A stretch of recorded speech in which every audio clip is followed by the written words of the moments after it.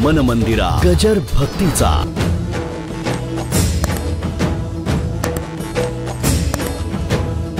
माझा आहे ते माझ्याकडे राहावं आणि दुसऱ्याचंही मी हिसकून घ्यावं, हा जो हाव आहे ती नसावी. नाही का? तुमच्या जवळच्या पैशाची कमतरता तुम्हाला त्रास देत नाही, तुमची हाव तुम्हाला त्रास देते. नाही म्हणजे त्रास कशापासून होतो? नाही का? पैसा प्रत्येकाला लागतो, प्रत्येक कर्माला लागतो. हे हार आणलं तर कमीत कमी 200-250 रुपयाचा हार असेल, जास्ती असेल. एक महिनाभर किती पैसे होतात ते बघा. बारका घातला तर तुम्ही म्हणाल श्रीमंत दगडूशेठ हलवाई गणपती एवढं ट्रस्ट मोठं चालतो, मोठा आणायला काय हरकत आहे. तेव्हा हार दिसतो लहान, पण त्याच्यातलं आणणाराचं प्रेम जर जाणलं, त्याची जर वास्तव्य जाणलं, तर त्या प्रत्येक पाकळीबद्दल प्रेम निर्माण होईल, प्रत्येक पाकळीबद्दल आदर निर्माण होईल. म्हणून कुठेही अंतरंगामध्ये शिरणं हे महत्वाचं आहे.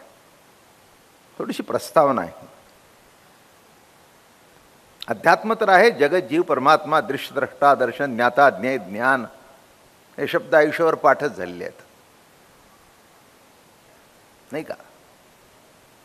संत आपले विचार जेव्हा मांडतात, काल मी सांगितलं की समग्राचं स्वीकार, समग्र जीवनाचा स्वीकार नामे वारकरी संप्रदाय.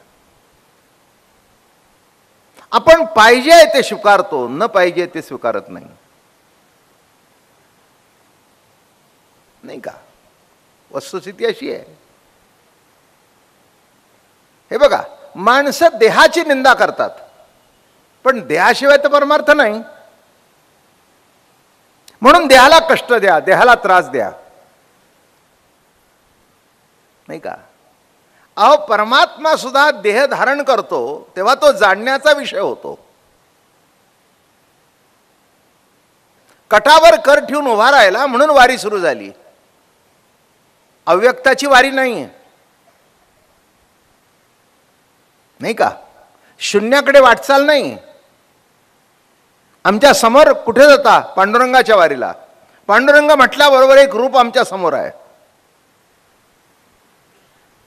आणि पुन्हा जाणीव आहे, हे रूप आहे, पण हा विश्वव्यापक आहे, ही जाणीव आहे. आणि तो माझ्या हृदयात आहे, मला उठवतो, मला जागवतो, मला भूक लागवतो, ही भक्ती आहे. काय सांगितलं लक्षात आलं का? विश्वव्यापक ही जाणीव आहे बरं का. पण एकदेशी रूपाने माझा देह त्याच्यानी चालतो, मला उठवतो तो. मी उठायच्या अगोदर माझ्या उशाला बसतो, हाक मारतो, बाबूराव उठा. काय आता घरी असल्यानंतर केव्हाही उठतो आम्ही, रात्री झोप लागत नाही, सकाळी उशिरा उठतो, आता वय झालेलं आहे. पण वारीच्या रस्त्याने बरोबर जाग येते. घरी ज्या वेळेला झोप लागते त्यावेळेला वारीत जाग येते. म्हणजे बोलणं कळलं का? आतला सांगतो उठ बाबा महाराज उठा, घर नाही आहे, टाळ ऐकू आले, आता केव्हा उठणार, केव्हा जाऊन येणार, केव्हा आंघोळ करणार, उठा उठा.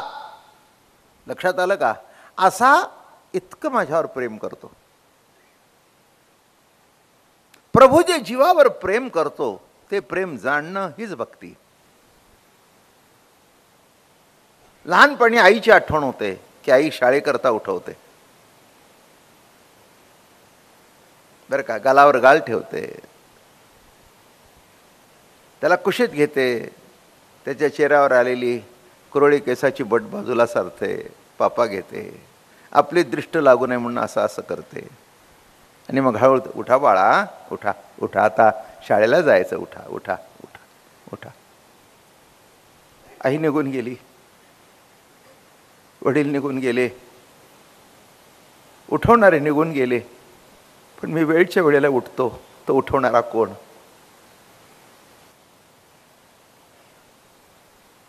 जो उठवणारा आहे त्या विठुमालीची जाणीव होणं ही ज्ञानोत्तर प्रेमलक्षणा भक्ती.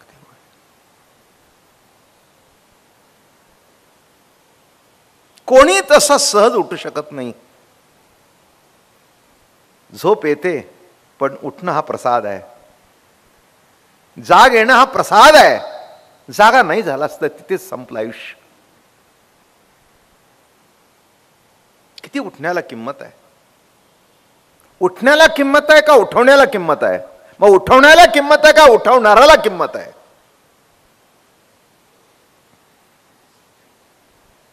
कोण उठवतो? कोण बोलवतो? त्याच्याकडे वाटचाल करत जाणं नामे पंढरीची वारी. हा आमचा अमृत अनुभव आहे. असं बोलून नीट लक्षात घ्या.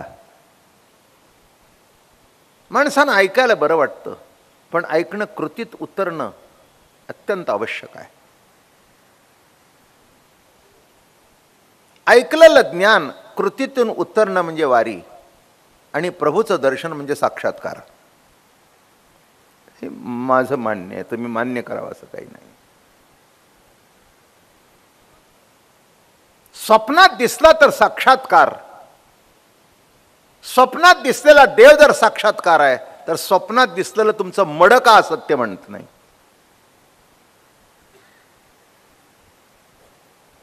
स्वप्नामध्ये कुणीतरी तुमचा खून केलाय असं दिसतं ना, छातीवर बसला असं कोणीतरी दिसतं.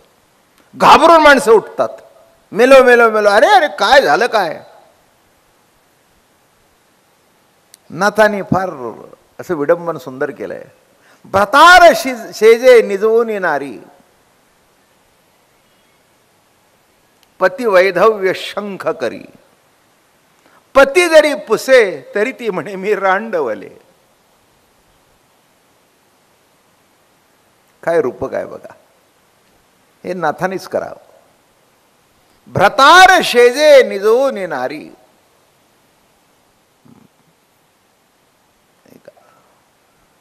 पतीच्या नावाने पती वैधव्य शंख करी.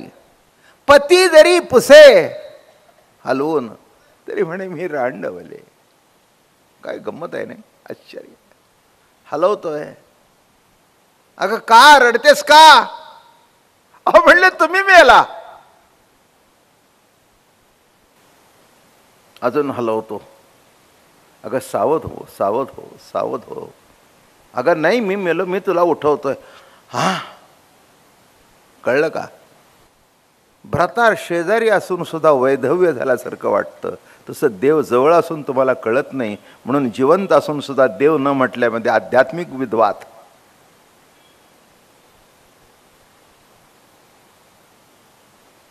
माझा शब्द तुम्हाला झोंबण्यासारखं काहीच नाही आहे. वास्तव्याकडे जावं म्हणजे काही झोंबण्याचं कारण नाही आहे, नाही का? हे स्वप्न ज्या नाथांनी लिहिलं ते किती गमतीदार लिहिलंय. तसं ईश्वरी अस्तित्वाची जाणीव होणं आणि ती जाणीव शेवटी प्रेम प्रतितीमध्ये त्याचं रूपांतर होणं, हाच संतांचा प्रेमबोध आहे. आणि म्हणून त्या दृष्टिकोनातून जगत हे माया कार्य, जगत हे अज्ञान कार्य का जगत हा प्रभू प्रेमाचा विलास? तर जगत हे प्रभू प्रेमाचा विलास आहे. हाच अमृतानुभवाचा सिद्धांत आहे. माणसं जीवन जगतात, पण जीवनाची प्रतीती, त्याची अनुभूती घेता येत नाही.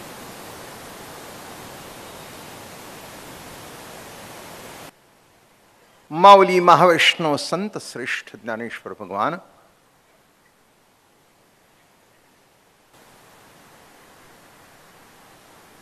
यांनी आपलं जीवन जाणलं.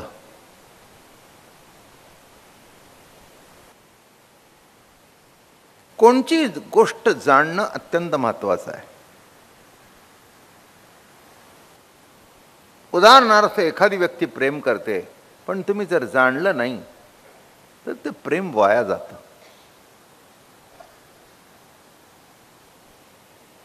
तुमच्या अंतःकरणातला क्रोध आहे, तो क्रोध जर तुम्ही जाणला, तो क्रोध कमी होईल. क्रोध जाणणे शब्दाचा अर्थ त्या क्रोधातून होणारे जे दुष्परिणाम आहेत,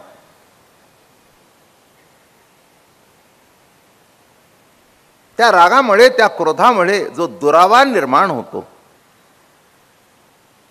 म्हणून क्रोध सुद्धा जाणला पाहिजे. जे जाणतात तिथे शब्दाची चकमक होते, पण दुरावा कधी होत नाही. शब्दाची चकमक हे असायलाच पाहिजे. जेवणामध्ये मिरची असायलाच पाहिजे. तसं क्रोध जाणल्यानंतर क्रोध ताब्यात राहतो, लोभ जाणल्यानंतर लोभ ताब्यात राहतो. एखाद्या गोष्टीचा लोभ करावा म्हणजे किती करावा? लोभाच्या अंतरंगात शिराल तर लोभ आपोआप कमी होईल. कारण त्याचा अर्थ असा आहे, जे तुमचं आहे ते तुमच्या दारात चालत येईल, पण माझं आहे ते माझ्याकडे राहावं आणि दुसऱ्याचंही मी हिसकून घ्यावं, हा जो हाव आहे ती नसावी. मन मंदिरा गजर भक्तीचा.